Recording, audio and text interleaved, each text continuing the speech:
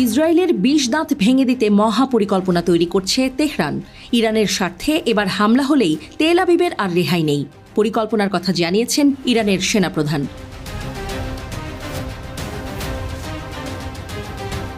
আর একবার ভুল করলে ইসরায়েলের কিছুই অবশিষ্ট থাকবে না, এমন হুঁশিয়ারি দিয়েছেন ইরানের প্রেসিডেন্ট ইব্রাহিম রাইসি। তিনি সাফ জানিয়ে দেন, ইহুদিবাদী সরকার যদি আর একবার কোনো ভুল করে এবং ইরানি ভূখণ্ডে আগ্রাসন চালায়, তাহলে এবার পরিস্থিতি হবে সম্পূর্ণ আলাদা এবং সেক্ষেত্রে ইসরায়েলের কতটুকু অবশিষ্ট থাকবে তা বলা মুশকিল।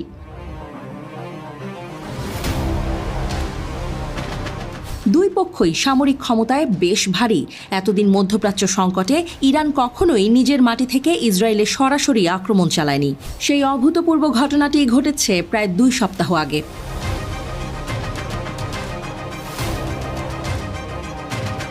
ইরানের এই নজিরবিহীন আক্রমণের অন্য একটি কারণ, দীর্ঘদিন ধরে ইরানের অভ্যন্তরে ইসরায়েল বিরোধী জনরোষ প্রশমনে একটি পদক্ষেপ।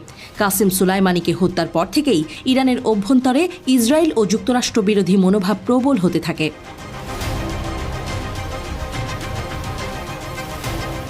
ইসরায়েলের সবশেষ হামলার পর ইরান ঘোষণা করেছে যে তারা এই অঞ্চলে উত্তেজনা সৃষ্টি করতে চায় না এবং ইহুদিবাদী শাসককে শাস্তি দিতেই ইসরায়েল বিরোধী অভিযান চালিয়েছে। তবে ইরানের রাজনৈতিক ও সামরিক কর্মকর্তারা কড়া হুঁশিয়ারি দিয়েছেন যে নতুন করে ইসরায়েলি আগ্রাসনের ক্ষেত্রে দেশটি কঠোর জবাব দেবে।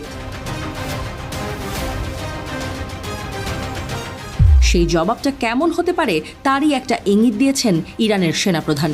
মেজর জেনারেল আব্দুল রহিম মুসাভি বলেছেন, দেশটি প্রয়োজনে ইসরায়েলের যে কোনো স্থানে ক্ষেপণাস্ত্র ছুঁড়বে। ইসরায়েলে আঘাত হানতে সক্ষম ইরানের এমন 9টি ক্ষেপণাস্ত্র: 1 খোররাম শাহর 4 ক্ষেপণাস্ত্র, 2 হাজ কাসেম ক্ষেপণাস্ত্র, 3 খাইবার শেকান ক্ষেপণাস্ত্র, 4 সেজ্জিল ক্ষেপণাস্ত্র, 5 পাভে ক্ষেপণাস্ত্র, 6 ফাত্তাহ 2 ক্ষেপণাস্ত্র, 7 কদর ক্ষেপণাস্ত্র, 8 এমাদ ক্ষেপণাস্ত্র এবং 9 শাহাব 3 ক্ষেপণাস্ত্র।